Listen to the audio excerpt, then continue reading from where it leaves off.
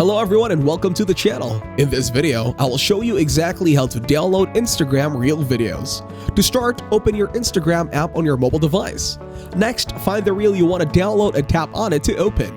Now tap on the three dots located at the bottom right corner of the reel. From the options that appear, select Copy Link to copy the link of the reel. Once you have copied the link, open your web browser on your device. In the search bar, type Instagram Video Downloader. Choose any reliable website from the search results where you can download Instagram videos. Now paste the copied link into the provided space on the website and tap on Download. Scroll down if needed and look for the option to download video. Tap on it.